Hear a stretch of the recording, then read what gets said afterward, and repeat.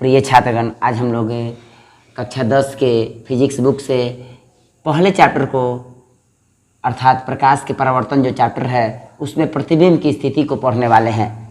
सबसे पहला क्वेश्चन है मेरा, एक वस्तु अवतल दर्पण के सामने अनंत पर स्थित है, उस वस्तु के बने प्रतिबिंब की स्थिति और प्रकृति बताएं, अर्थात प्रतिबिंब कहाँ और कैसा बनेगा। तो देखिए, हम इसको सबसे पहले फिगर के माध्यम से समझते हैं। सबसे पहले हम एक अवतल दर्पण बनाते हैं, तो इसके बाहरी सतह को रचित करेंगे। यह मेरा अवतल दर्पण हो गया। अब इसका नाम दे देते हैं ए और बी। अब जब दर्पण हो गया तो इसका प्रधान अक्ष होगा, तो हम इसका प्रधान अक्ष खींच दिए और यहाँ पी दे देते हैं और यहाँ एफ दे दिए और यहाँ दे दिए सी। और ये प्रधान अक्ष है तो ये कहीं तक जा सकता है, उसे कोई दिक्कत नहीं है। अब कह रहा है कि अवतल दर्पण के सामने वस्तु जो है अनंत पर, अभी तक तो हमारा रचित किया हुआ है तो अनंत तो इधर ही होगा ना, पूरा इधर जितना चला जाएगा वो अनंत होगा। तो अनंत से जब भी वस्तु, अगर अनंत पर वस्तु है तो उससे चलने वाली समानांतर किरणें दर्पण पर आपतित होगी। किसके समानांतर? कभी भी यह रूल है कि प्रधान अक्ष के समानांतर किरणें चलती हैं, तो उधर से भी चलेगी और इधर से भी चलेगी ये, और समानांतर किरणें दर्पण पर आपतित होगी और परावर्तन के बाद मुख्य फोकस से गुजर जाएगी।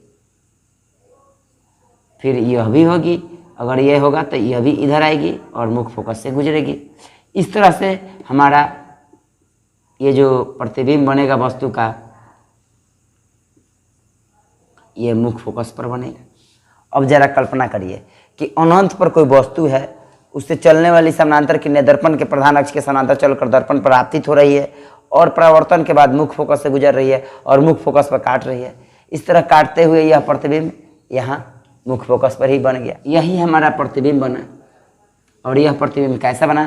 तो जरा कल्पना करिए, एक अनंत पर जो वस्तु होगा उससे काफ़ी छोटा और बिंदुवत बना, और अवतल दर्पण में जो बना प्रतिबिंब होता है वो वास्तविक उल्टा और वस्तु से यहाँ यह छोटा प्रतिबिंब बना। तो अब हम इसको लिखना चाहेंगे तो लिख सकते हैं, है ना। अब यहाँ नाम दे सकते हैं एम एन, कुछ भी नामकरण कर सकते हैं, यहाँ एल, यहाँ क्यू, जो मन करे आप नामकरण कर सकते हैं। लेकिन अब लिखने के वर्णन करते समय कैसे वर्णन करेंगे ये सीखते हैं।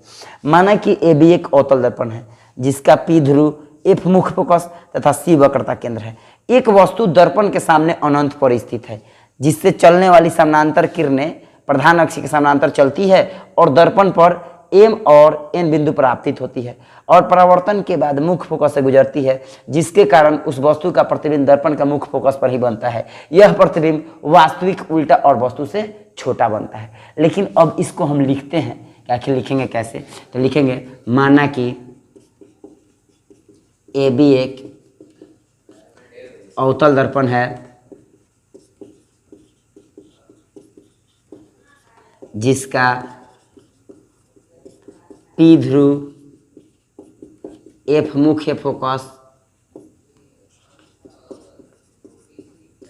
तथा सी वक्रता केंद्र है। एक वस्तु दर्पण के सामने अनंत पर स्थित है जिससे चलने वाली किरणें प्रधान अक्ष के समांतर चलकर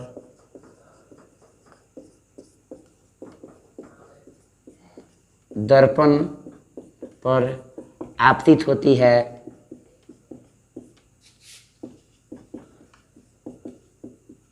तथा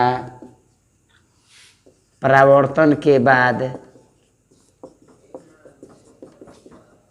मुख्य फोकस पर काटती है। इसके परिणाम स्वरूप, चाहे जिसके फलस्वरूप उस वस्तु का प्रतिबिंब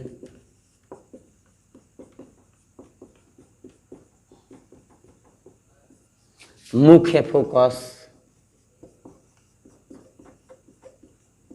एफ पर ही बनता है यह प्रतिबिंब वास्तविक उल्टा तथा वस्तु से काफी छोटा अर्थात बिंदुवत बनता है।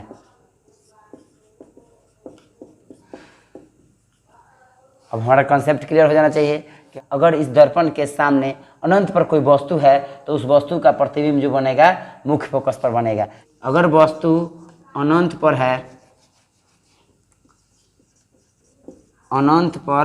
है तो प्रतिबिंब कहाँ बनेगा? मुख्य फोकस पर बनेगा। मुख्य फोकस F पर बनेगा। यह प्रतिबिंब कैसा बनेगा?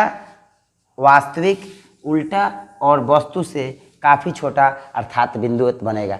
तो हम इसके आगे की जो स्थितियाँ होगी अगले वीडियो में पढ़ेंगे। आपको यह वीडियो कैसा लगा अब हमें ज़रूर बताइएगा। धन्यवाद।